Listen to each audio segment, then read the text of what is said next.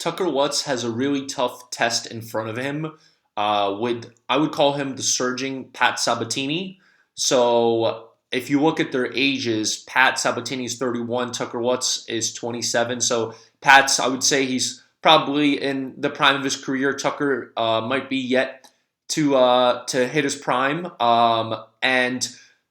Just to compare the competition beaten is pretty significant. So Pat Sabatini, he had a really nice win over Jamal Emmers around one submission. He really, I think if it was a heel hook, if I'm remembering correctly, and he really hurt his leg. And actually, he was kind of getting in trouble with the striking. I actually won some money on Pat Sabatini against Jamal Emmers, so that was nice. But he got hit. His striking isn't the best, but I mean, no one can deny this guy's grappling abilities. He had a nice win against scrappy Tristan Connolly. So Tucker Lutz is definitely fighting a tough guy. Pat has two. He's 2-0 in the UFC, and he's definitely a grappling ace. Now Tucker Lutz is an interesting character. He beat Gerard Blackledge on the Contender Series. He actually had 2 wins on the Contender Series. And the second one was, it made Dana White decide to sign him. I remember I actually had money on Tucker Lutz against Gerard Blackledge, so that was nice. And then he fought Kevin Aguilar. I don't remember if I had money. I had money on him against Kevin Aguilar. I honestly, I don't remember, but because I have faded Kevin Aguilar before.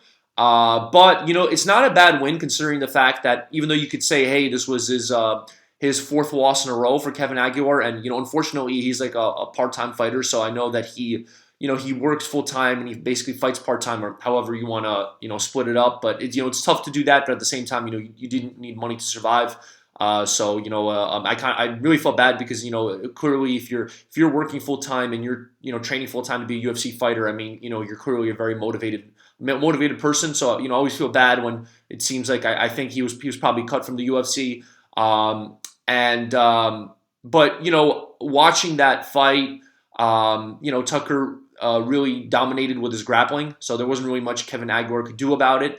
Although I think Kevin Aguilar did fight his heart out, and especially when you're fighting for your job, of course you're gonna fight your heart out.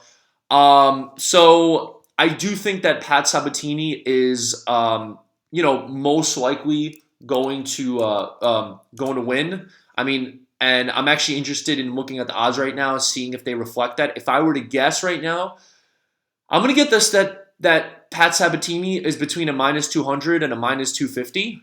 So let's take a look and see what the odds are at right now.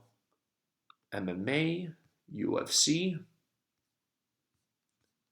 Let's take a look here.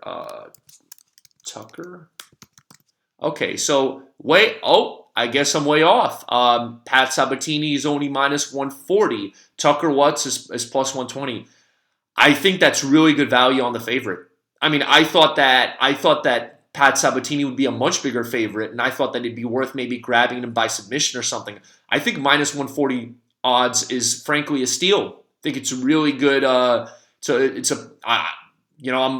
going to jump on that. I mean, that's -140 is really good. I think for Pat Sabatini, I think it's again Tucker's is tough, and definitely have respect for the guy. But I just think that Pat has the experience edge that I do believe that Tucker would put up a valiant effort, but I think Pat's going to grind him out, possibly catch him a submission. Also, if you look at the way they match up, I mean, I think Pat's more of like a submission type grappler.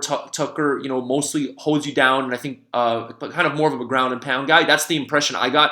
Obviously, I'm sure Tucker has great submissions too, but I think Pat has the edge in the submissions, and if it hits the ground, probably Pat's going to have the edge and possibly get him submitted. It's possible also because they're both grappling heavy that this affair turns out on the feet. I think I would give the edge for Tucker on the feet, but I think I would give the edge to Pat in the grappling. So I think it's worth grabbing him at -140. Very interesting. Some of these odds on these UFC on this upcoming card I've been spot on with, like Luana Pinheiro, and I remember another one I was pretty spot on with. But some of them I was way off with. I was way off. I thought that Vieira would be a much bigger favorite over over, Cameron Vieira would be a much bigger favorite over Misha Tate. So, yep, hope everyone takes advantage of that information and makes some money. Thanks.